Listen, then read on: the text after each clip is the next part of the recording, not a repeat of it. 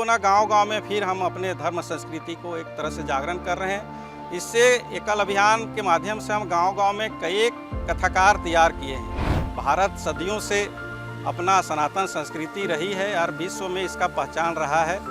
हम सभी पुनः फिर उस गांव को, उस देश को पुनः फिर विश्व की ओर ले जा रहे हैं।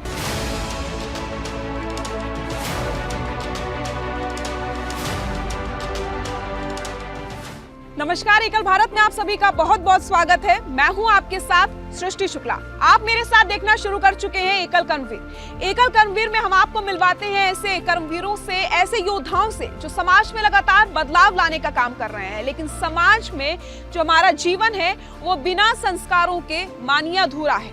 एकल अभियान लगातार संस्कारों को लेकर काम कर रहा है, लोगों तक संस्कारों को पहुंचाने का काम कर रहा है। एकल अभियान के जो भी प्रयास है वो सारे संस्कारों से ही जुड़े हुए हैं और इन्हीं संस्कारों को लोगों तक पहुंचाने की जो योजना बनाता है वो आखिर कौन है, ये आपके मन में सवाल जरूर आ रहा होगा। तो आज इन्हीं सवालों के हम जवाब देंगे। हमारे साथ एकल कर्मवीर में जुड़ चुके हैं जीतू पाहन जी, संस्कार शिक्षा केंद्रीय योजना प्रमुख है। बहुत बहुत स्वागत है आपका। पहला सवाल आपसे यही करना चाहूंगी कि जो संस्कार योजना प्रमुख हैं आप, तो लोगों तक संस्कार को कैसे आप पहुंचाने का काम कर रहे हैं, कैसे योजनाएं बनाई जाती हैं? हम सभी जानते हैं विश्व की आत्मा संस्कृति में बसती है और संस्कृति की आत्मा भारत में बसती है और भारत की आत्मा गाँव में बसती है और गाँव की आत्मा सत्संग में बसती है। हम सत्संग के माध्यम से ग्रामीण समाज को संगठित, जागृत और संस्कारित करने का काम कर रहे हैं। हमारे सत्संग साधक हैं जो गांव-गांव जाते हैं और गांव में किसी चिन्हित और धार्मिक स्थान या तो जो गांव में देवी स्थान माना जाता है वहाँ गांव में 2 घंटे का सत्संग संचालन करते हैं और सत्संग के माध्यम से हम ग्रामीण समाज को एक जगह इकट्ठे करते हैं। और हमारा जो भारत हमेशा से सदियों से अपना सांस्कृतिक देश रही थी, उन्हों पुनः फिर कैसे जागृत हो समाज, इसके लिए हम प्रयास करते हैं। पुनः दिन प्रतिदिन सत्संग वहाँ चलता है। ग्रामीण समाज बहुत ही श्रद्धापूर्वक वहाँ इकट्ठे होते हैं और अपने भावपूर्ण गीत, संगीत और भजन करते हैं। एकल अभियान पंचमुखी शिक्षा को लेकर काम कर रहा है। जो एकल विद्यालय है वहाँ पर पंचमुखी शिक्षा दी जाती है और उन्हीं में से एक है संस्कार शिक्षा। तो संस्कार शिक्षा तो हमारे लिए बहुत ही ज्यादा जरूरी हो चुकी है, लेकिन आज की जनरेशन की अगर हम बात करते हैं तो कहीं ना कहीं संस्कारों की कमी नजर आती है। क्या कहना है आपका? ये हम सभी जानते हैं, जब से भारत की सनातन संस्कृति विश्व को मार्गदर्शन देने का काम करती आई है, परंतु 20 काल खंड में हमारे देश में विधर्मियों का वर्षों तक आक्रमण हुआ और जो यहाँ की धर्म संस्कृति थी उसको तोड़ने का काम किया। आज हम सभी देख रहे हैं जिले स्तर, प्रखंड स्तर में ही बड़े बड़े हायर एजुकेशन जो खुल गया है, तो कहीं न कहीं हमारा जो ग्रामीण जो संस्कृति है, जो सनातन संस्कृति है, उसको कहीं न कहीं छोड़ने के कारण हमारे जो युवा वर्ग हैं वो अपने संस्कृति को भूलते जा रहे हैं। उसका परिणाम ये हो रहा है कि जो गांव और अपना जो संस्कृति से जुड़ाव रहना था वो कहीं न कहीं उससे छूट रहे हैं और फिर अपना संस्कृति को भूल रहे हैं। जिस तरीके से संस्कार शिक्षा आप दे रहे हैं, लोगों को जन जन तक पहुंचाने का काम कर रहे हैं, लोगों को संस्कारों से जोड़ने का काम कर रहे हैं, कोई ऐसा परिवर्तन आपने देखा अभी तक जो आप कभी नहीं भूल सकते? किसी भी ऐसे व्यक्ति के जीवन में संस्कार शिक्षा के माध्यम से क्या परिवर्तन है? एकल अभियान में जब से श्री हरि कथा प्रसार योजना शुरू हुआ है, 1995 से ये प्रारंभ किया गया है और भारत के जो धाम केंद्र है, जैसे वृंदावन धाम है, अयोध्या धाम है, उसमें हम 6 माह का व्यास प्रशिक्षण तैयार करते हैं।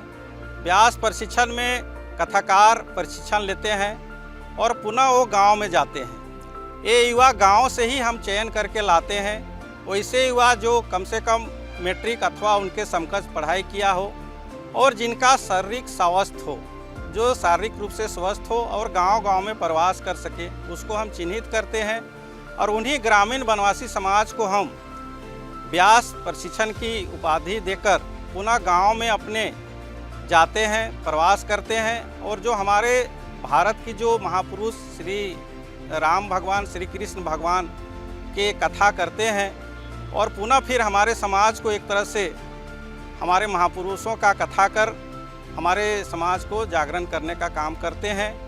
हमारे कथाकार के द्वारा ही गांव से भी और अन्य कथाकारों का भी चयन करते हैं और पुनः फिर हम प्रशिक्षण देते हैं और फिर पुनः गांव-गांव में फिर हम अपने धर्म संस्कृति को एक तरह से जागरण कर रहे हैं। इससे एकल अभियान के माध्यम से हम गांव-गांव में कई कथाकार तैयार किए हैं। जब से एकल अभियान में श्री हरि कथा प्रसार योजना शुरू हुआ है, आज से लगभग हम लोग 20 वर्षों में लगभग 4500 ग्रामीण समाज को हम इसमें से कुछ कथाकार ऐसे भी होते हैं जो कथावाचक हैं, जो पहले मांस मदिरा का सेवन करते थे, जिनका व्यवहार पहले ऐसा नहीं था और आज उनके जीवन में इतना परिवर्तन लाया एकल श्री हरि, क्या कहेंगे? जी, आज बहुत ही परिवर्तन हुआ है।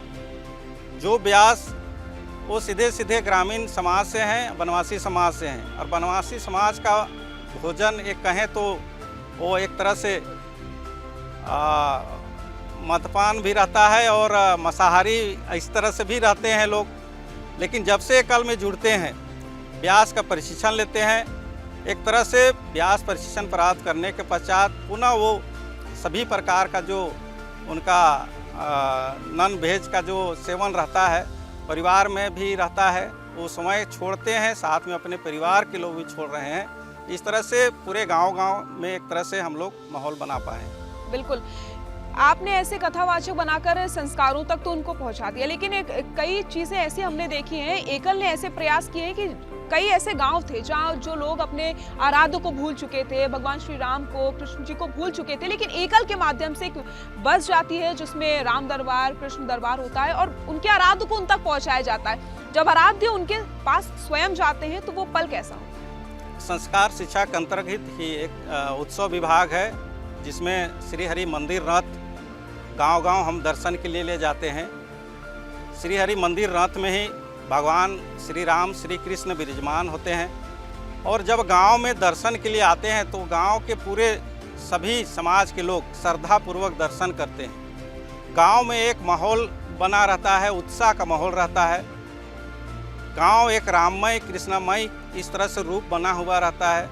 सभी गांव के लोग उस दिन उत्साहपूर्वक दर्शन भी करते हैं और आनंदपूर्वक दर्शन करके एक आनंद तो लेते ही हैं। गांव का वातावरण ही बहुत उत्साहपूर्वक रहता है। माथे में तिलक, हाथ में कलावा सनातन संस्कृति की पहचान है, लेकिन जब से वेस्टर्न कल्चर आया, जो आज की जनरेशन वो लगातार इसी पर जाती दिख रही है, तो उन्हें कहीं ना कहीं ये लगता है कि नहीं, तिलक नहीं लगाना या फिर माथे में कलावा नहीं बांधना। तो क्या कहना है आपको आज की जनरेशन को लेकर?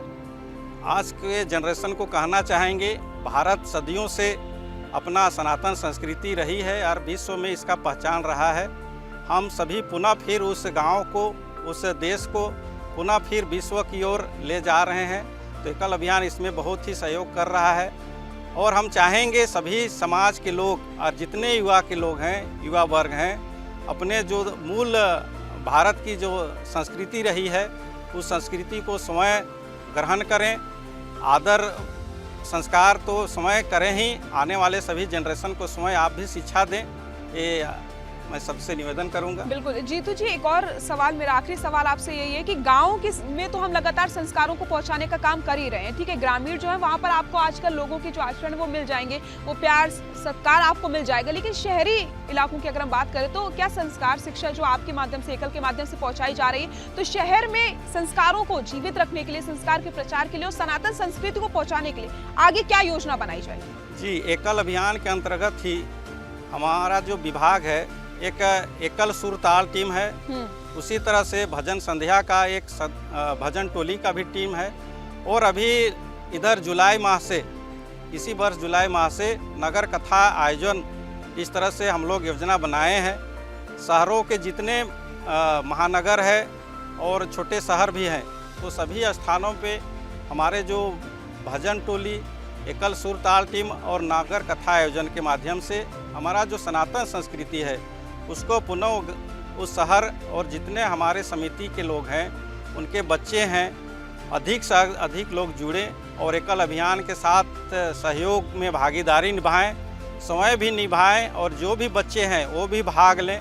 तो इस तरह से हम लोग आयोजन कर रहे हैं और ये और आगे हम लोग ले जाएंगे, ऐसा हम लोग का। बहुत बहुत धन्यवाद जीतू जी, टाइम देने के लिए और लोगों को ये बताने के लिए कि कैसे एकल अभियान संस्कारों को पहुंचा रहा है लोगों तक, क्योंकि संस्कारों को जीवित रखना बहुत ज्यादा जरूरी है और सनातन धर्म के प्रचार प्रसार के लिए एकल अभियान लगातार काम कर रहा है। और व्यक्ति के अंदर संस्कारों की अगर कमी हो जाएगी तो वो अपने जीवन में कभी भी आगे नहीं बढ़ सकते हैं। हमारे साथ जीतू पाहन जी जुड़े थे, जो संस्कार शिक्षा केंद्रीय योजना प्रमुख है। उन्होंने बताया कि किस तरीके से संस्कार शिक्षा काम करता है, कैसे वनवासी और सुदूर क्षेत्र के लोगों को जो संस्कार है वो वहां तक पहुंचाने का काम कर रहा है। कि रथ यात्रा निकाली जाती है जिसमें भगवान राम का दरबार, श्री कृष्ण का दरबार होता है और जो ग्रामीण क्षेत्र के लोग हैं उन्हें रामायण भी दिखाई जाती है। कई ऐसे कथावाचक भी हैं जिनके जीवन में परिवर्तन आया है। तो संस्कार शिक्षा के माध्यम से ही ये सब कुछ मुमकिन हो पाया है। तो आज के इस कर्मवीर एपिसोड में बस इतना ही। हम फिर से आपसे मिलेंगे एक नए कर्मवीर के साथ, उनकी कहानी आपको हम सुनाएंगे। तब तक आप सभी अपना ख्याल रखिए। अगर आपने अभी तक हमारे चैनल को लाइक, शेयर और सब्सक्राइब नहीं किया है तो जल्दी से कर दीजिए। नमस्कार।